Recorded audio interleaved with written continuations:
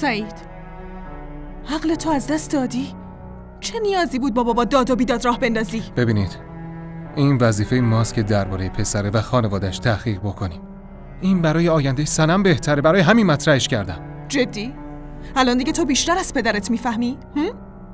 تو چه حقی داری توی مسائل مربوط به سنم دخالت کنی؟ کی ازت خواسته؟ کی نظر تو رو خواسته؟ هیچ کس. فقط احساس خوبی نداشتم، برای همین مطرحش کردم. قبلا هم اینو گفته بودی.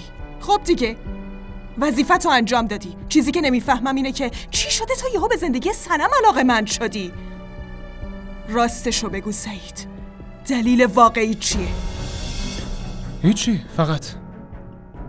فقط حس کردم که آدمای مناسبی نیستن، واسه همینم حرفمو زدم. از پدرت خواستی به خانواده پسر جواب رد بده؟ اینو ازش خواستی؟ بله، همینو گفتم. دیوونه شدی؟ ببین سعید، راستشو به من بگو، موضوع اصلی چیه؟ موضوع اصلا اونطوری که فکر میکنین نیست. فکر کردم به درد سنم نمیخورن و از بابا خواستم ردشون کنه، همین. نه، حتما یه جریانی این وسط هست، وگرنه پسری که هیچ وقت جلوی پدرش وای نستاده و حرفی نزده حالا به خاطر یه نفر دیگه این کارو میکنه. ببین مامان، اصلا اونطوری که فکر میکنی نیست. فکر کردم آدمای مناسبی نیستن و نظرمو گفتم، دلیل دیگه ای نداره. عمه جان، سعید از وقتی برای سنم خواستگار اومده خیلی به هم ریخته. آخه چرا؟ مشکلش چیه؟ سعید فکر میکنه پسرایی که آمریکا زندگی میکنن پسرای خوبی نیستن.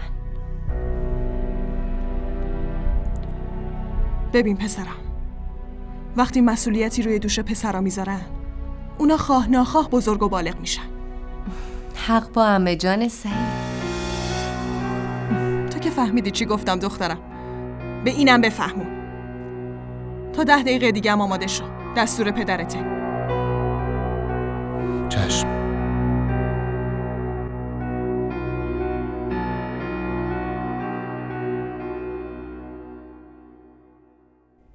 زهرا دخترم، تو چرا هنوز آماده نشدی؟ خیلی وقت پیش بهت گفتم بری لباساتو بپوشی. زود باش برو دیگه، داریم راه میافتیم، وگرنه عموت خیلی عصبانی میشه. برو عزیزم. چشم.